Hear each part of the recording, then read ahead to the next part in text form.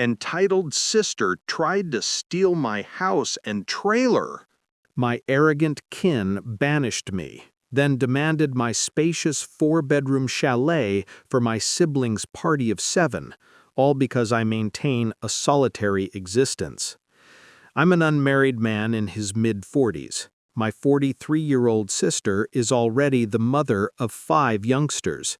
She birthed her first at 25, the next 18 months later, the third 3 years after that, and the 5th just a season ago. Her husband, my brother-in-law, and I are constantly at odds.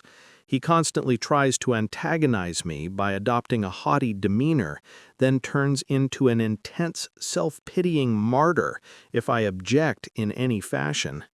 He can weep on command and stage a remarkably convincing display to solicit sympathy from nearly anyone. My parents and sister dote on him, despite the fact that they are fully aware of his manipulative nature and choose not to care. He possesses a rugged charm, I'll concede that, but his character is so foul that I could never be fond of him. He also refuses to hold a steady job, despite having an advanced engineering qualification, and my father gladly helps with the children all day. So their entire financial status rests on my sister's salary. This also means they can't afford to live anywhere other than my parents' residence, and adequate space is a severe problem, with all of them dwelling together in a 2-bedroom townhouse constructed in the late 1970s. Growing up, my elder sister was similarly the distinct favorite. We are 10 years apart in age. Yet she developed a sense of absolute privilege, as I was harshly disciplined if I reacted to her provocations in any capacity.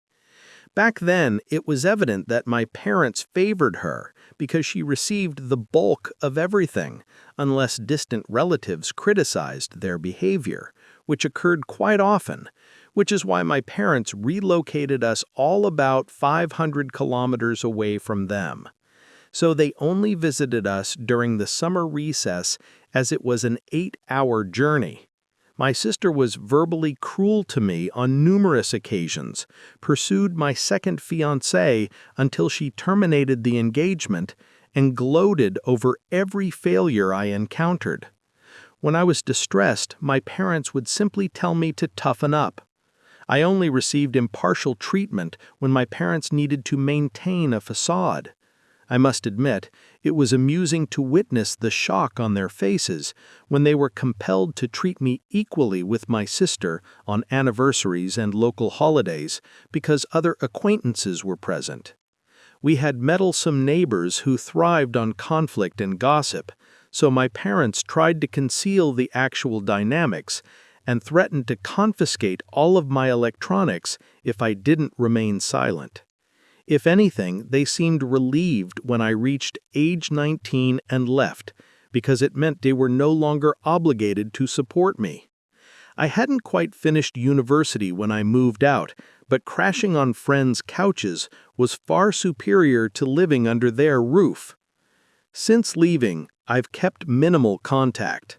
They didn't even attend my degree conferral, but I didn't care. From that moment forward, I would only see my parents and sister on major holidays, just like the rest of the extended family. The onset of the year 2018 economic downturn was not kind to me. I lost my design consultancy job and couldn't renew the lease on my loft apartment because my housemate also lost his position, and neither of us could afford the property with limited savings. It was a rented 1-bedroom space that I absolutely cherished. As the lease concluded, my housemate left early to return to his kin, and I had to sell almost all of my collectibles and furniture since I would be displaced if I didn't minimize my possessions aggressively. I definitely shouldn't have leased such an expensive place, but I enjoyed living in luxury until fate turned against me. I realized I should have resided somewhere cheaper so I could have accumulated more reserve funds to rely on. But I devised a strategy. I own a utility van because I've always appreciated industrial vehicles, so I purchased a $2,000 mobile office trailer in acceptable condition and hitched it to my van so I could live in it for a period. It was meant to be brief, but I ended up residing in it for much longer than I had planned. I was hoping to be able to park the trailer at my parents' home, where my sister and her family also reside. But when I asked my parents if I might stay for a while, they said their house was full and they didn't want me there. Furthermore, we hadn't been close for the previous 15 years. They stated they'd only allow me to park my trailer there if I paid them about the price it would cost to rent a small apartment in my old neighborhood. That was far too much just to park my trailer. I was without work and trying to conserve as much of my severance pay as I could until I could secure a new role. With the fee they were demanding, I could have easily afforded an apartment. My parents called my trailer an eyesore and told me to leave because we couldn't agree. My brother-in-law found it highly amusing that I had to live in a trailer. My sister joined him in jeering and insulting me, referring to me as a vagrant. On the initial night, when I had no alternative, I slept in my mobile office trailer in a major retail center's lot. I was scared that someone might try to break in. Unsurprisingly, I didn't sleep soundly that night. I had nowhere else to go, because any other relatives who owned larger properties were quite distant, and all of my friends were in apartments. I was also deeply rooted in my local area, so I didn't want to simply depart. I'd also had my mail forwarded to a friend's house, which was the only way I could consistently receive it. Finding a secure place to park was challenging. I began searching for a job similar to my previous one.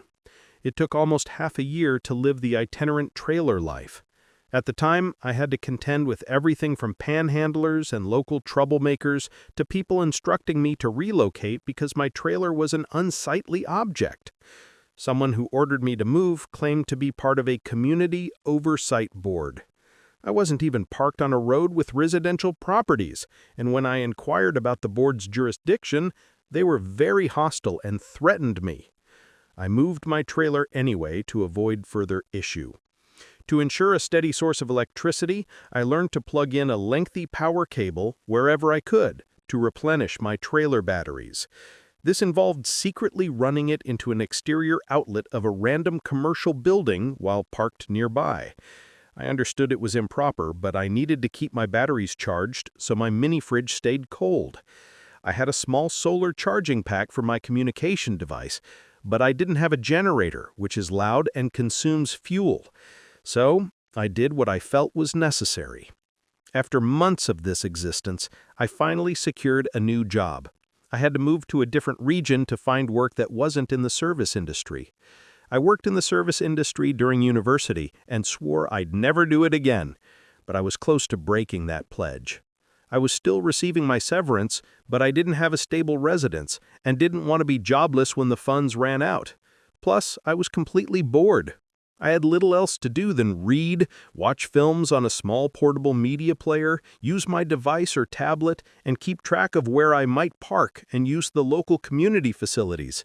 I kind of admire the Scandinavian countries since they have such accessible public sanitation. We could definitely benefit from something similar here. When I finally found a new job, I basically lived in the rear section of the company's property by the stockroom, where no one else seemed to utilize the old staff parking spaces because they were so far in the back that the area was virtually forgotten. My supervisor, the company director, actually approved of this arrangement because I was willing to work any shift I could get as long as I got sufficient rest. He even permitted me to detach the trailer from my van and park it in one of the slots so I could drive around without it. I'm not sure if this was strictly legal, but no one bothered us about it the entire time I lived there. I didn't have to deal with many intruders. There were a few, but site security escorted them away. I was almost always available when they needed me and worked nearly every day of the week. My supervisor allowed me to plug my trailer into the building for power and water access, and I paid a small amount of rent by working for free on Fridays, when only the custodian and security guard were in the office. Besides that, I generally had to shower at a friend's place or at my local aquatic center because the trailer had no proper shower and only a chemical toilet. I didn't want to use it extensively because emptying it is a miserable task, so I used other restrooms whenever possible. I had a key to the stockroom and could use the bathroom at any time. I was even on first-name terms with the evening security officer, who has now become one of my closest companions. The trailer was easy to heat in the cold months with a small electric heating unit. Peak summer was unpleasant, and because the trailer lacked cooling, I had to purchase a used portable air conditioner to make conditions tolerable. I earned a lot of overtime pay and acquired new competencies from other colleagues. Eventually, midway through last year, I secured a higher-ranking position in the company as a department manager and began earning a better wage than my previous occupation. That's when I decided I wanted a home. The anxiety I experienced from losing my loft made me realize I desired something far more permanent in the long run. I looked for something near work and found a 4-bedroom prefabricated chalet on a small tract of land just 4 kilometers away. I was able to purchase it for $15,000 below the asking price. Somehow, I utilized nearly all of my savings for a down payment and was approved for a residential mortgage. I didn't have to live in a trailer any longer.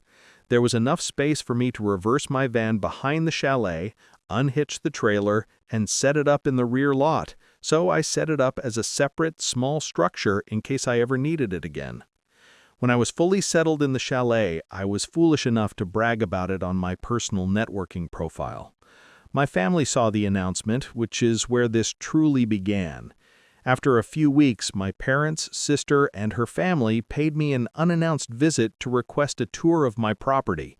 I hadn't even given them my address, so I'm still not sure how they located where I live.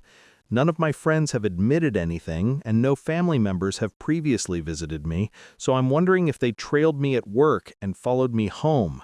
It honestly wouldn't shock me. When I opened a door, they practically all pushed their way in like an invading force, then simply began making themselves at home. They all kept inspecting every corner, and my brother-in-law had this unnerving smirk that he kept directing at me, and I only later understood why, and it infuriated me like a desert viper that has just been startled. My parents were continually telling me how much extra space I have now, which is far too much for someone like me who doesn't have a spouse or children. Sure, not yet, but perhaps in the future. My sister frequently mentioned that my chalet had more room than our parents' place, and that it was also nearer to her employment. The red flags were everywhere. Eventually, my sister asked me to speak privately. Everyone else suddenly evacuated the room and clustered onto the side patio. That's when I realized they had an orchestrated plan. My sister, let's call her Lillith for simplicity, stated the chalet was too large for me alone and that I should let her move in with her family because her husband is expecting their 5th addition and my house is much closer to her job. She pointed out that I already had the trailer, so I could live outside while they occupied the main chalet. And I would like to point out that Lillith never offered to pay any mortgage contribution. Keep in mind, she has a good job. She also mentioned that there would be adjustments, including designated quiet hours, and that I would not be able to enter at any time without prior announcement. If it wasn't my sister, I'd assume the person I was talking to was delusional. But Lillith lost her grip on reality a long time ago as a result of our parents treating her like she was the axis of the world. I attempted to speak, but she kept interrupting me as if I had no input in the matter. There was no way I was going to lease my house or sections of it to her. Other people perhaps, just so I could pay off my mortgage more easily, but not her or her terrible husband. I'd seen digital sketches of this exact scenario online many times before, but I never imagined I'd be living it because I felt it was preposterous. However, my dad, sister, and brother-in-law all fit the profile of entitled, self-obsessed manipulators. So I grabbed my phone, set it to audio record, and just held on to it. Lilith didn't seem to care or notice what I'd done, and instead sat there gesticulating wildly, lecturing about all the justifications for why she deserved my house. Then she transitioned from suggesting that to acting as if it were a completed deal, reaching out to shake my hand. That's when I finally asserted myself and bellowed, "Absolutely not!" I said it loud enough that Lilith flinched backward for a moment. I had rarely raised my voice to her at that volume, since I was always reprimanded by our parents whenever I did. But this was my property, not theirs. My resolve can be as strong as I want it to be here. I stood up and told her that my chalet was not available for acquisition or occupation, and that she couldn't simply move in because she desired to make it happen. I purchased my house for myself, and it's not my problem that she keeps procreating and staying with our parents because she can't afford to move out. Lilith got as close to me as she could without physical contact, telling me I didn't merit the house and that she wanted a superior location for her offspring to reside. I chuckled dismissively and said it was complete nonsense because I had labored diligently to be able to buy my home. Of course I earned it.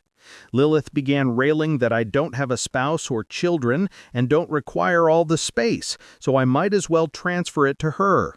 I replied I wasn't giving her anything, and she never offered to cover my expenses. If I let her move in, I'd still be liable for the entire mortgage on my house while not being permitted to live there. Lilith then informed me that she shouldn't have to pay rent, since her family's needs are paramount, and our parents had promised me that I would comply. She shouted as if their opinions were government mandates or something. I told Lilith that they didn't have the legal right or authority to offer her my house. Then right on cue, my parents and brother-in-law stormed back in through the front door and surrounded me in an effort to compel me to concede. There was a fierce argument, but from this point forward, I heard the phrase, "just do it for Lilith," more times than I can recall. During the confrontation, I told them all that they had no say in my life or my house and should leave before I contacted the local authorities. My brother-in-law yelled the most at me, saying his wife was pregnant again and I couldn't do this to them. I said I had done nothing to them. He basically expected he could take and take from me as if I would simply permit it. I had no duties to him or his family. Then I labeled him as a pretentious loafer who never respected me. Therefore, I don't care what he thinks or how many children they have. I have no sympathy for him. He will not be living at my house. Well, that incensed him enough to physically lunge at me. He connected a solid blow to my shoulder and tried to do more, but my sister pulled him back, writhing and screaming. He was demanding that she release him so he could punch my lights out. The device I was carrying captured almost everything, so I held it up and threatened to call the police if they didn't depart immediately. My parents told Lilith that they were leaving. Then my mother told me I had a week to reconsider my stance. I told her I wouldn't be changing my mind and not to return. Then I informed my brother-in-law that my phone had recorded all their threats and that if he tried anything, I would file charges for assault and trespassing. He screamed at me and stormed out, yelling loudly and clutching his temple in his hands. My mother was the last one out the door, telling me that I needed to do this for Lilith and my brother-in-law. I responded by saying I wouldn't be there. As I stated in the first half of my account, many people will find this unbelievable and long. Yes, I am aware that there are already similar-sounding posts circulating. I've seen several of them lately, but those posters don't have a monopoly on this type of atrocity happening to them. If anything, I'm surprised this platform hasn't been better utilized to expose this type of behavior, given that entitled individuals should be more fearful of being exposed here. Anyway, I don't blame anyone who doubts the veracity. I would too if I were reading this. However, after reading this and my first account, you'll understand how toxic my parents are in my life. They were the root cause of all the spoiling that molded my sister into the person she is today, and they've never offered me an honest explanation why, and I suspect there isn't one. Some individuals can't rationalize why they make decisions like parental partiality. so all they can do is try to defend the child they favored, which is precisely what my parents tried to do, and I've nearly completely shattered their lives as a consequence. Not legally, but certainly emotionally. After kicking out my parents, sister, and brother-in-law for trying to coerce me into handing over my new house to my sister, I immediately took to a major networking site to tell the entire extended family the story. It spread quickly, but you won't find it anymore because it was all taken down some time ago, and I restricted my own profile visibility. I posted about it because I knew the first thing my immediate family would do when they got home was try to twist the events to make me the antagonist, and I was exactly right. But I had about an hour to get ahead of them before they arrived, and I had audio proof to substantiate my story about what they did. No, I don't plan to share the audio here, so don't ask. Being proactive was a huge advantage, as I quickly gained support from a large number of family members. My dad, Lillith, and brother-in-law may have been planning their own post, but it was too late, so they didn't bother trying to lie much. My dad, Lillith, and brother-in-law had a few sycophants to support them, but not much else. Many others already knew how entitled they were, so what transpired was easily understood and accepted. There was one particular person who called me. I'm not sure who they were, but they told me I was a terrible sibling and that I needed to make space for a true matriarch. I immediately ended the call and blocked the number. This was not a reoccurrence. After a week, my parents showed up with Lillith on my front porch, just as they had promised in their prior ultimatum. They rang my doorbell repeatedly and banged on the door until I answered. I opened it just a crack, and they tried to push their way back in, but I'd installed a couple of security bars to block it, and I even braced myself against the door for extra measure. My father and sister pleaded with me to grant them entry, but I refused, saying I was recording their actions and would call the police if they attempted to force their way in again. My mother calmed them, and then in her falsely sweet tone asked whether I was ready to let my sister move in. I instructed her and the rest of them to leave and never return. My mother shed insincere tears and questioned why I couldn't just do this for Lillith, my own sister. I smiled and plainly stated that I do not feel sisterly affection for her because she mistreated me for years and they merely encouraged her to do so. They are poor parents and she is an awful sister. Then I commanded them to leave or I'd contact the local constables right away. They all departed remarkably quickly, save for my mother's loud lamenting and the others' angry glares. One could argue that making them leave was suspiciously easy. I thought the whole ordeal was finished, but maybe I should have taken them more seriously because they had other absurd plans. I returned home later that week on Tuesday afternoon to find a moving van and my sister's SUV parked in my driveway. Lillith and her family were bringing items inside. When I spotted her, she simply waved and gave me a smug grin. I was furious and ordered her and the rest of her family to stop, but my brother-in-law haughtily informed me that whether I liked it or not, they were moving in. And then in the most false manner, while tilting his head and pouting his lips, he added that everything was fine because my daddy allowed it, and that I should always obey my father.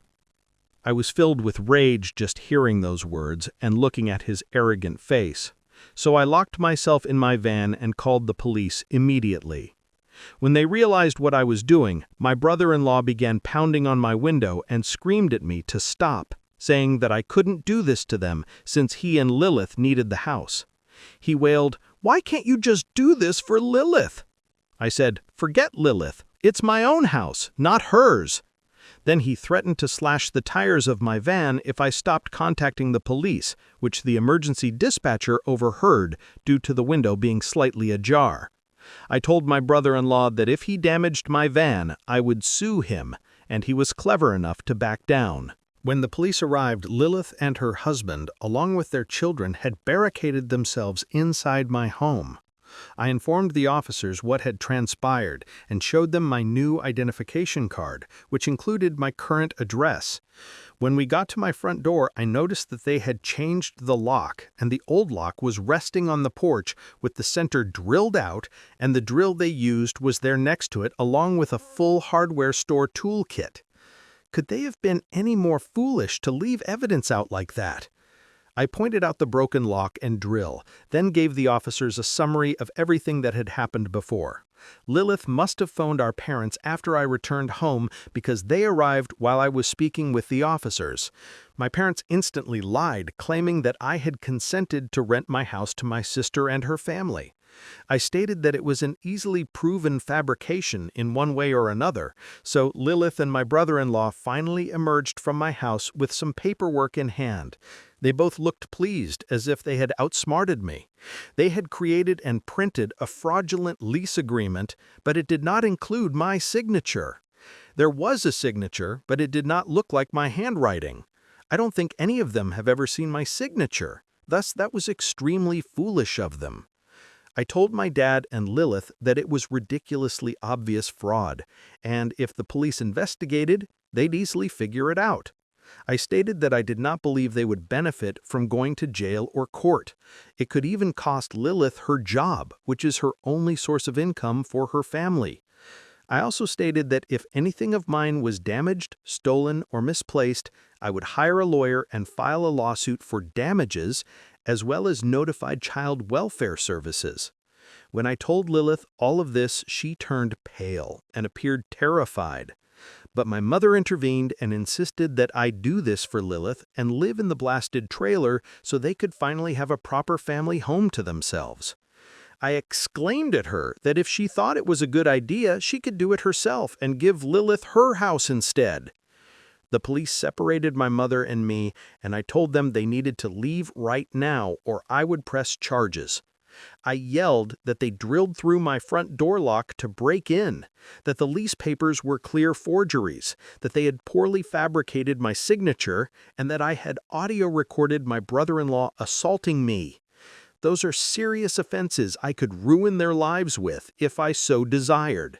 And if they did not go, that is exactly what I would do. The only reason I hadn't done it sooner was for Lillith's children.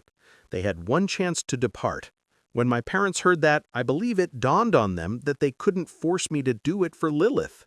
My mother finally gave up and declared she'd put an end to it. She then went over to her brother-in-law and spoke quietly with him for a minute, while my father spoke with Lillith. My brother-in-law immediately began crying and shredding up the false rental papers into tiny scraps and tossing them like confetti, only to have an officer order them to pick up the pieces of paper or he would fine them for littering. At this moment, both officers had the "I don't get paid enough for this" expression on their faces. Lillith had to start asking her children to pack their possessions back into the moving van. The children were all crying, with the eldest sobbing because he wouldn't get his own room now. Brother-in-law and Lillith collected their children to try one more pathetic attempt to manipulate me with a sad family tableau in which they all gather together in a type of group hug while all facing the same direction. I swear they had rehearsed it before. All of the kids had the same pleading eyes and trembling lips. My brother-in-law started gently rubbing his wife's pregnant belly and drooping his head to look like a sorrowful puppy, while my sister simply made the saddest face she could and pleaded, "Please don't do this, we deserve to live here." But I didn't hesitate and instructed them to continue packing. All of the children and my brother-in-law started weeping and Lillith roared at me. "Are you truly satisfied with yourself? You denied us a house because you're too selfish to share and support your own kin."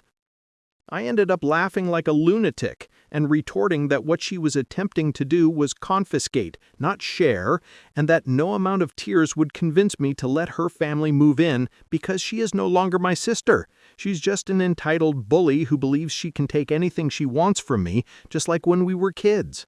Lillith began profanity-laced insults until the authorities told her to stop or she'd be arrested, regardless of whether I wanted to press charges. She pursed her lips, her expression a combination of terror and fury. I asked the officers if they could remain until my parents, sister, and brother-in-law had departed, and they stated they wouldn't leave until the situation was fully resolved. In fact, 2 officers turned into 4 in the next few minutes as more patrol cars arrived. For some reason, this motivated my parents to get moving. I made Lillith give me the keys to the new lock he'd installed on my front door, even though I ended up getting another lock the next day since I wasn't sure whether she had duplicate keys. She was quite hesitant to hand them over. Then, instead of handing them to me, she flung them down the street and into a storm sewer, telling me to retrieve them myself. But one of the officers reprimanded her for it and ordered her to go collect them. She had to remove the metal grate to get to them, and she got somewhat muddy in the process. When she got the keys back, she sneered and slammed them down in my hand. I then told everyone to leave and never return. My mother stated I'd be disinherited for this, as if it were a genuine threat to me, and I told them that. Then I sarcastically remarked something along the lines of, "Oh no, that means I won't be able to attend any festive gatherings with you all, where I always get treated like dirt by you all anyway, because Lillith has always been your obvious favorite. You abused me as a child, so if Lillith ever needed a kidney donor, I would refuse to give her anything. So do what you always instructed me to do when I was mistreated by all of you. Suck it up."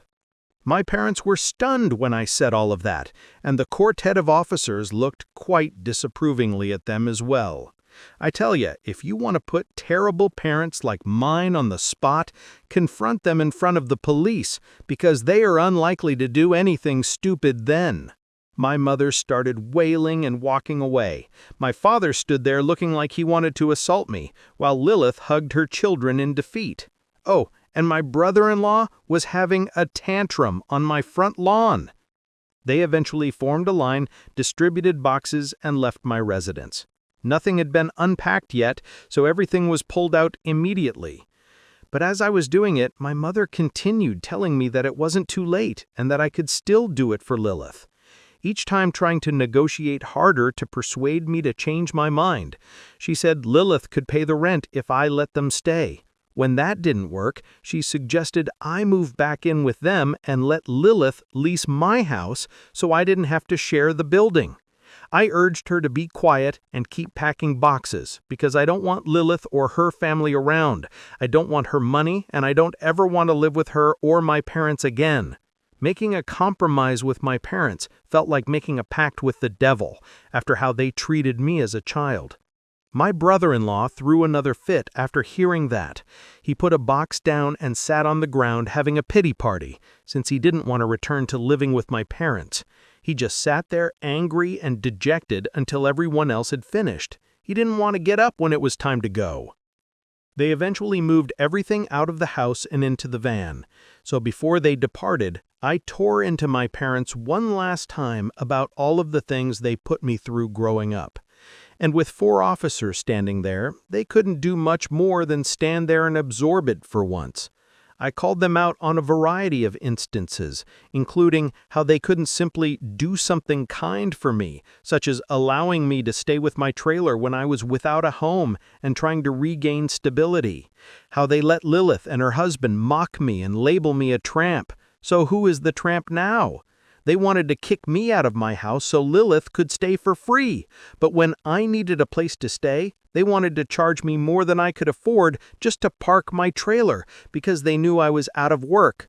When I told them all of it, the police gave them even more scornful looks. So I put my parents on the spot once more, asking them what I had done, aside from being born to them, to deserve being treated so poorly. Because when I finally achieve any success in life, they want to seize it from me for their preferred child. They'd rather I give everything to Lillith and keep nothing for myself.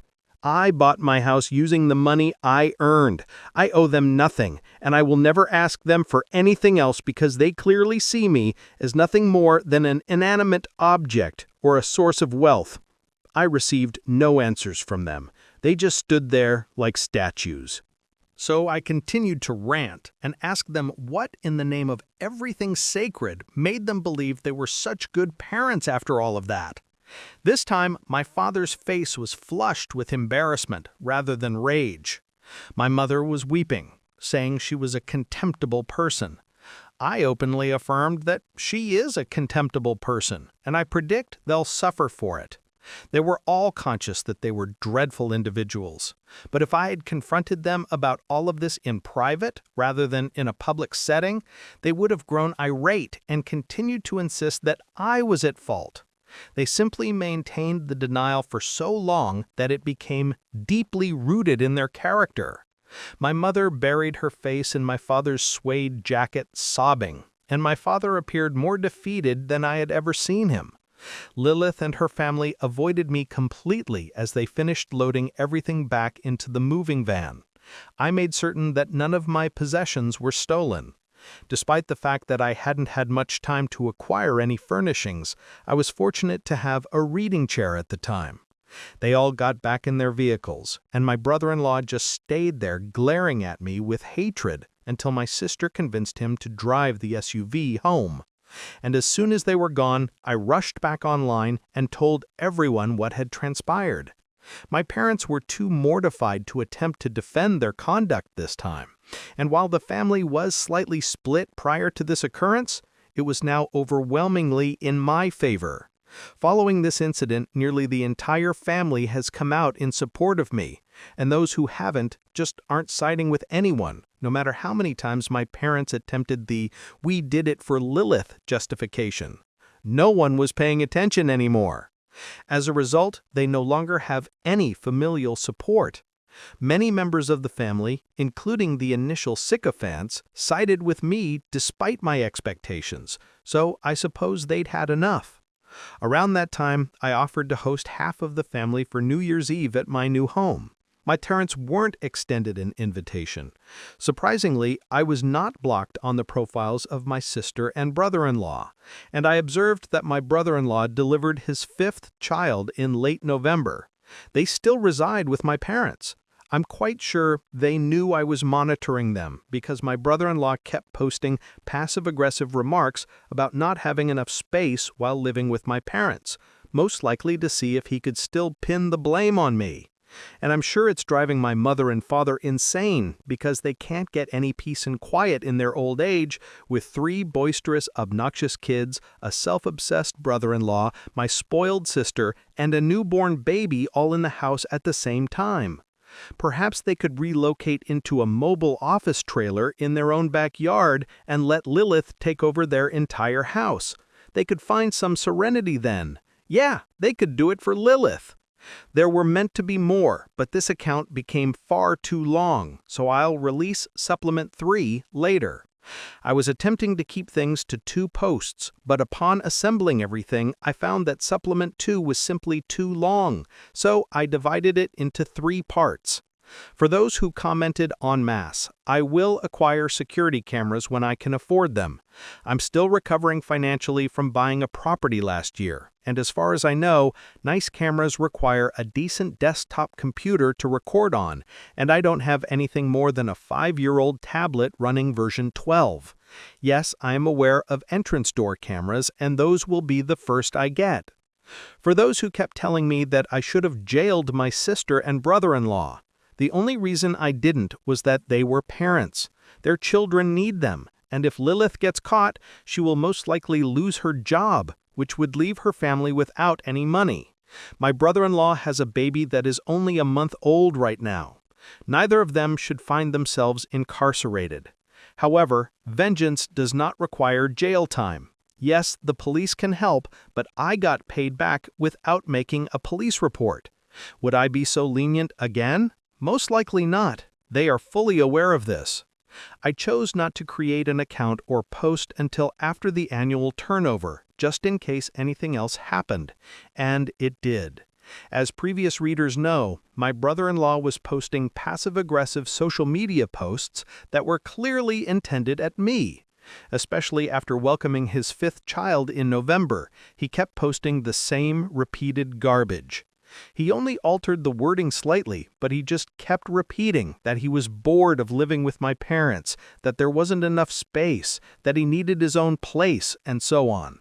I realize I sound dismissive, but if you went through what I did with these people, you'd be ready to sarcastically play tiny brass instruments in front of them as well. They're just so dreadful. I would not be surprised if they have another child within the next few years. Things have settled down for me since then. I've even asked some pals around for board game night. I'm terrible at strategy games because I can't remember anything, but who cares? We get to drink ale and eat fast food while acting like goofballs. We all stocked up on burgers from a local diner and went at it the best way 4 mature men can when they just want to have a good time and get moderately drunk. Maybe around the warmer months I'll look into dating someone. I am not exactly getting younger here. Fingers crossed that everything goes smoothly. My trailer is currently sitting idle in my yard, and I'll admit that some days I go out there just to spend time in it. I lived in it for 2 years. It feels like my second home, and maybe one day I'll be able to utilize it for outdoor excursions as intended. I've never gone on a nature trip. My parents thought it was a waste of time, so this will be an entirely new experience for me. This is pretty much the conclusion of what transpired. My parents, Lillith, and her husband have all steered clear of me. In fact, they appear to have returned to their previous behavior of ignoring me before I purchased a home. Not that it worries me at all, it's better that way. But they will inevitably return in some form. I know they will. I wonder what idiotic thing they'll do next.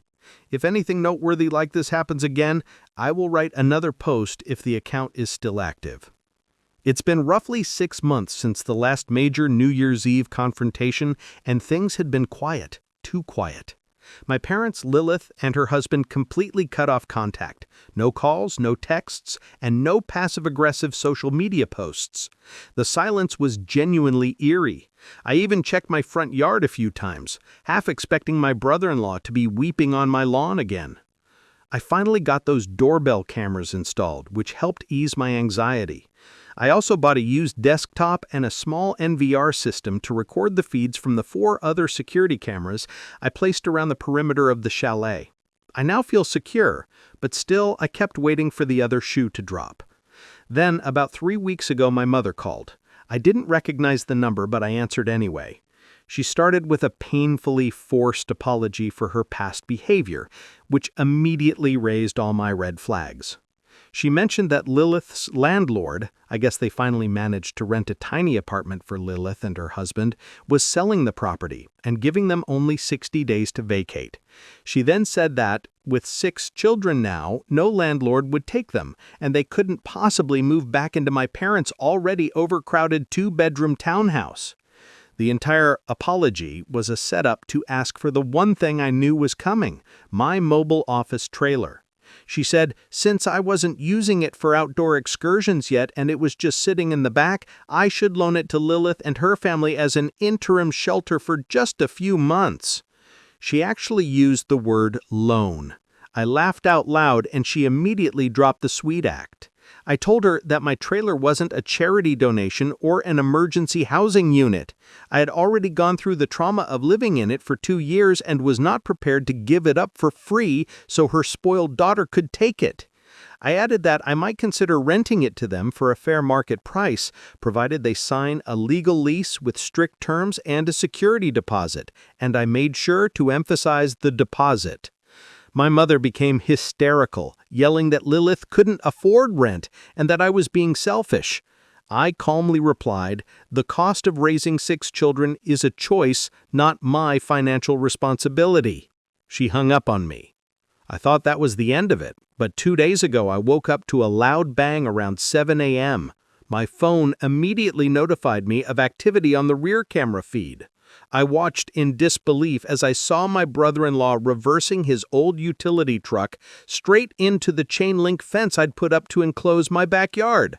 He drove right through the fence and positioned the truck near my trailer. He and Lillith then proceeded to try and hitch up my trailer to their truck.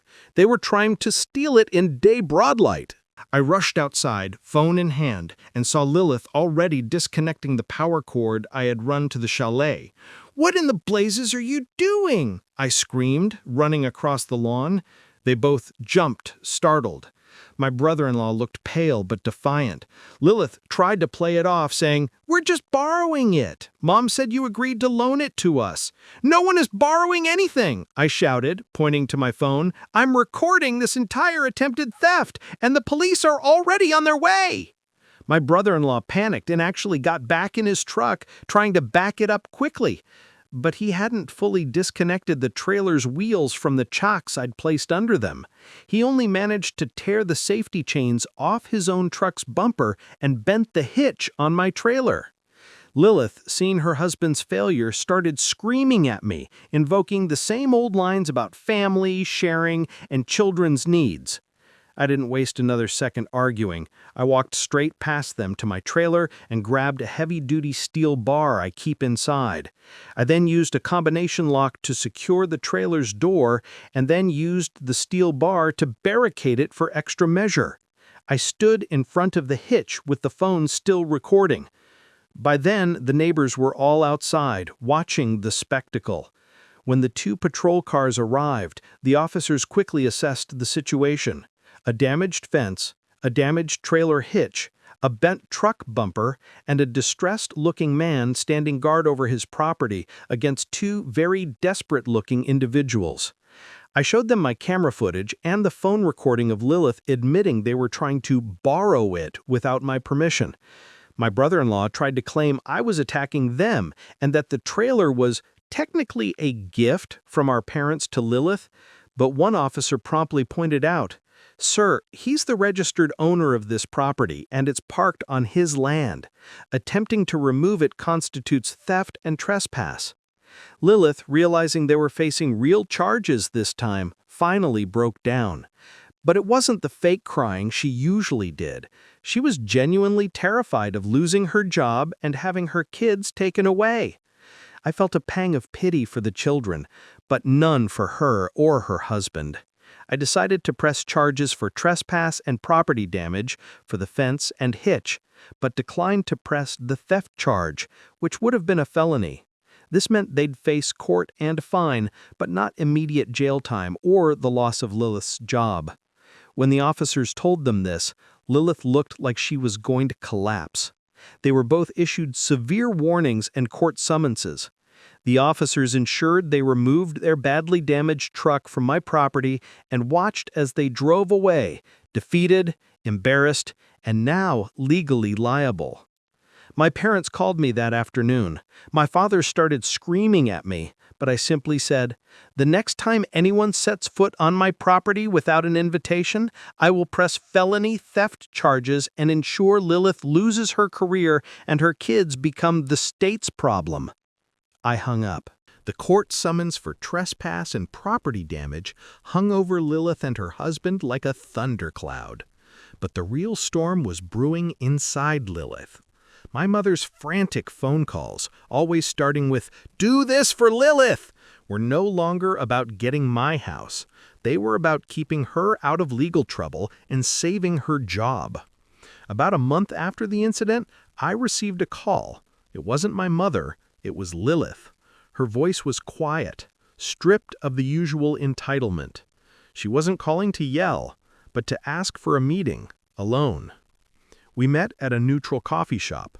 She looked exhausted, like the past year of fighting, stress, and her husband's theatrics had finally taken their toll. She didn't lead with an apology. She led with a realization. "I listened to the audio, your audio from that first day," she admitted, her eyes fixed on her coffee cup. "I listened to how he spoke to you, how Dad backed him up, and how I just stood there, waiting to take your house." Lillith confessed that her husband's manipulative tears, which always worked on my parents, had started to wear thin on her.